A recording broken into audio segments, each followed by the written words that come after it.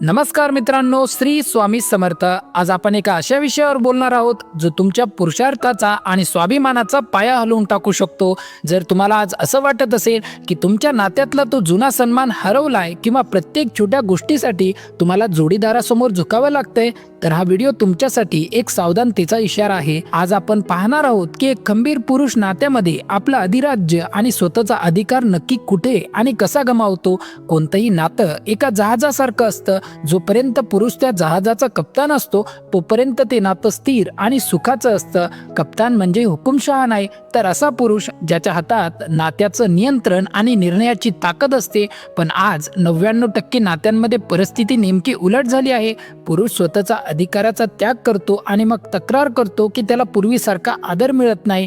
तुम्ही कधी विचार केला आहे का की नात्याच्या सुरुवातीला ती तुमच्या प्रत्येक शब्दाचं कौतुक करायची, पण आज साध्या मित्रांसोबत बाहेर जाण्यासाठीही तुम्हाला तिची परवानगी का घ्यावी लागते? हा बदल अचानक घडत नाही, हा बदल घडतो छोट्या छोट्या तडजोडींमुळे आणि एका मानसिक खेळामुळे, ज्याला मी PSA म्हणतो। PSA म्हणजे दया, लाज आणि राग ही अशी शस्त्र आहेत ज्यासमोर स्वाभिमानी पुरुष सुद्धा गुडघे टेकतात। अनेक पुरुष एका अशा चक्रात अडकले आहेत ज्याला मी शेवटाची सुरुवात म्हणतो। इथे तुम्ही भावनिकरित्या इतके गुंतता की तुम्हाला नाही म्हणण्याची भीती वाटायला लागते। ती रागावेल का किंवा ती सोडून जाईल का, ही एकच भीती तुम्हाला कप्तानाच्या खुर्चीवरून खाली खेचते आणि तुमच्या अस्तित्वावर प्रश्नचिन्ह उभं करते। आजचा हा व्हिडिओ तुम्हाला आरसा दाखवण्यासाठी आहे। आपण त्या गुपितांवरून पडदा उचलणार आहोत जी तुम्हाला पुन्हा एकदा आपल्या नात्याचा खंबीर कप्तान बनण्यास मदत करतील। हा प्रवास कदाचित तुम्हाला अस्वस्थ करेल, पण तुमचा हरवलेला सन्मान परत मिळवण्यासाठी हे सत्य जाणून घेणं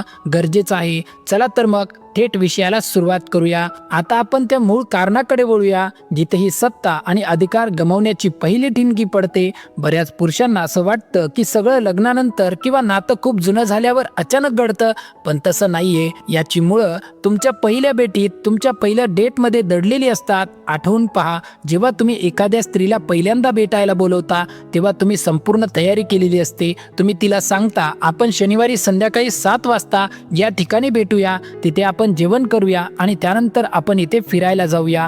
त्या क्षणी नकळतपणे तुम्ही तिला एक अनुभव देत असता। तुम्ही तुमची कल्पकता, तुमची साधनं, तुमची निर्णय क्षमता वापरून एक विश्व तयार करता आणि तिला त्यात आमंत्रित करता। ती जेव्हा तुमच्या त्या आराखड्याला हो म्हणते तेव्हा ती केवळ एका जेवणाच्या प्लॅनला होकार देत नसते, तर ती तुमच्या नेतृत्वाचा, तुमच्या कर्तृत्वाचा आणि तुमच्या अधिकाराचा स्वीकार करत असते। इथपर्यंत सगळं अगदी योग्य आणि नैसर्गिक असतं, कारण की तुम्ही तुमच्या मूळ स्वभावात असता, एक निर्माता आणि एक मार्गदर्शक। पण खरी गडबड तेव्हा सुरू होते जेव्हा नातं थोडं जुनं होतं आणि तुम्ही कम्फर्ट झोन मध्ये जाता। जसा जसा काळ लोटतो तसा पुरुष आपलं स्वतःचं अधिराज्य किंवा त्या नात्यावरचं नियंत्रण सैल सोडू लागतो। इथे नियंत्रणाचा अर्थ हुकुमशाही किंवा कोणावर तरी जबरदस्ती करणं मुळीच नाही। इथे नियंत्रणाचा अर्थ आहे तुमचे स्वतःचे नियम, तुमची स्वायत्तता आणि तुमचे तत्व आणि तुमची जीवन जगण्याची पद्धत। पुरुष प्रामुख्याने 2 घातक कारणांमुळे आपला हा जन्मजात अधिकार गमावतो। पहिलं कारण म्हणजे भीतीपोटी दिलेली चुकीची सवलत। आजच्या स्पर्धेच्या युगात अनेक पुरुषांना एक अनामिक भीती सतावत असते। त्यांना वाटतं की आपल्यापेक्षा जास्त श्रीमंत, जास्त देखणे किंवा जास्त यशस्वी पुरुष बाजारात उपलब्ध आहेत। या असुरक्षिततेमुळे तो आपल्या जोडीदाराला खुश ठेवण्यासाठी स्वतःच्या तत्वांचा बळी देऊ लागतो। तो विचार करतो की मी जर हिच्या सगळ्या अटी मान्य केल्या, हिच्या प्रत्येक लहरीनुसार वागलो, तर ही मला सोडून जाणार नाही। पण मित्रांनो, हाच तो सर्वात मोठा सापळा आहे। ज्या क्षणी तुम्ही तिला खुश करण्यासाठी स्वतःचा कणा मोडता, त्या क्षणी तुम्ही तुमची किंमत तिच्या नजरेत शून्यावर आणून ठेवता।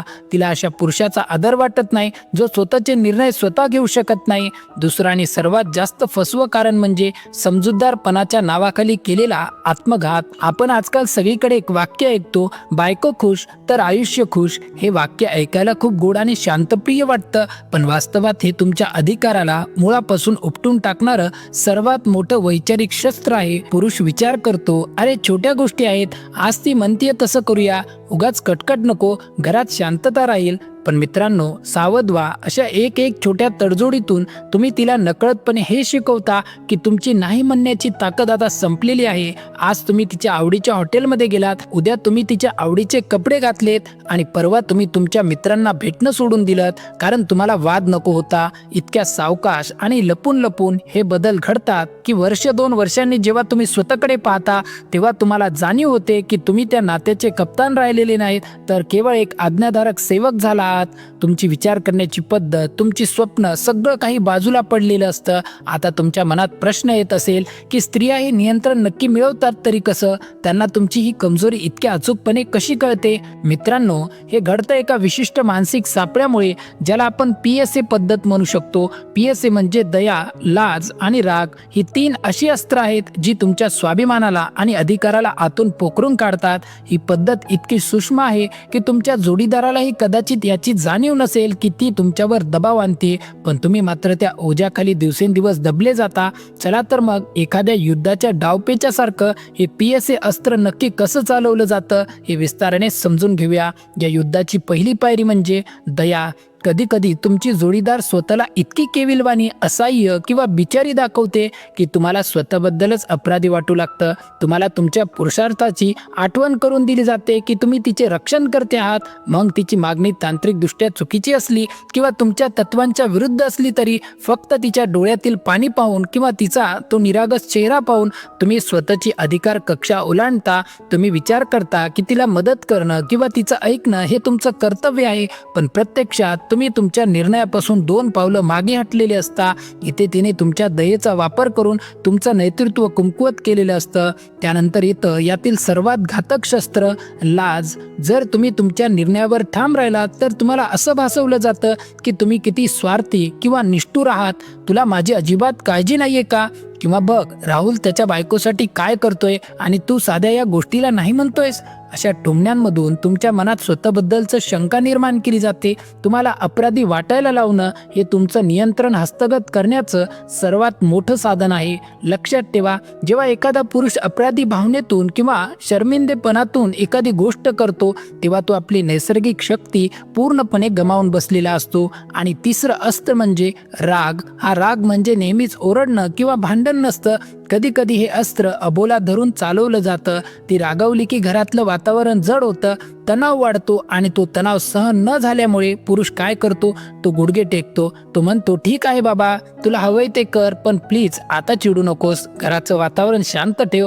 मित्रांनो, ज्या क्षणी तुम्ही केवळ शांततेसाठी स्वतःचे निर्णय बदलता त्या क्षणी तुम्ही तिला हे सिद्ध करून देता की तिचा राग तुमच्या अधिकारापेक्षा जास्त शक्तिशाली आहे. हे सगळं इतक्या नैसर्गिक उगात घडतं की तुम्हाला वाटतं तुम्ही फक्त समजूतदारपणा दाखवताय, पण प्रत्येक वेळी जेव्हा तुम्ही या दबावाखाली येऊन स्वतःचे नियम मोडता तेव्हा तुम्ही तुमच्या हाताने तुमची कप्तानाची टोपी तिच्या डोक्यावर ठेवत असता. मग परिस्थिती अशी येते की तुम्हाला प्रत्येक कामासाठी तिची संमती घ्यावी लागते.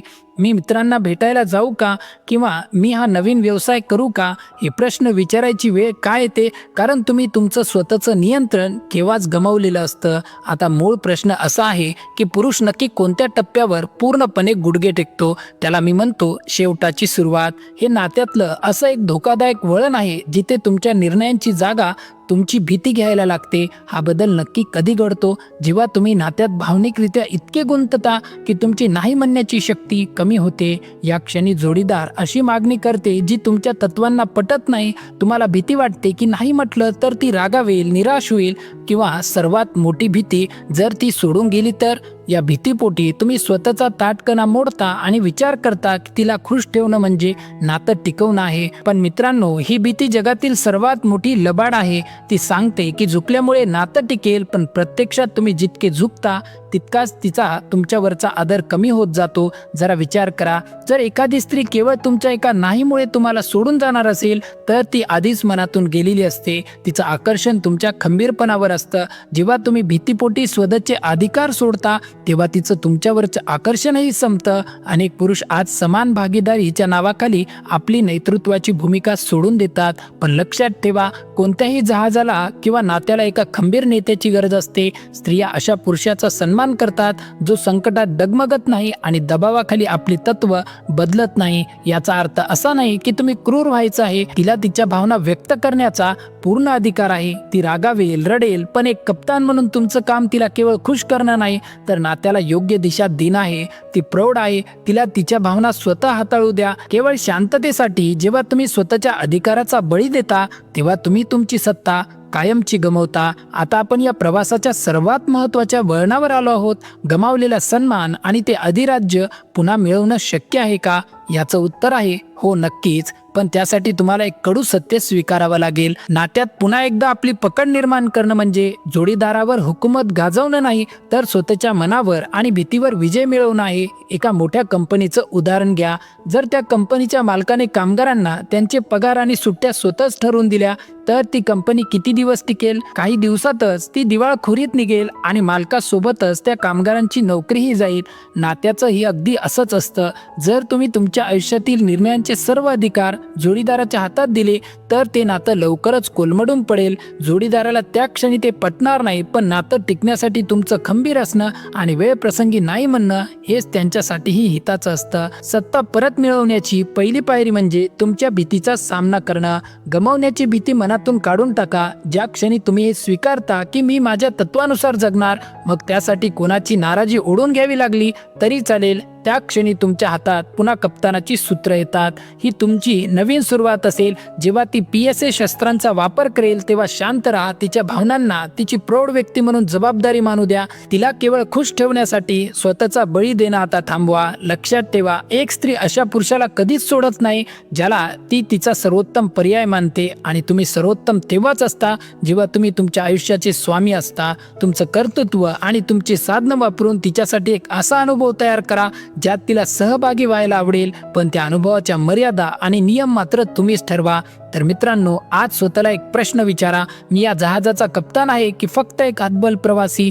जर तुम्हाला हे विचार पटले असतील तर आजच स्वतःच्या अधिकारावर काम करायला सुरुवात करा. आजचा व्हिडिओ तुम्हाला आवडला असेल तर व्हिडिओला एक लाईक नक्की करा, चॅनलला सबस्क्राईब करा. आता भेटू पुढच्या व्हिडिओमध्ये. तोपर्यंत श्री स्वामी समर्थ.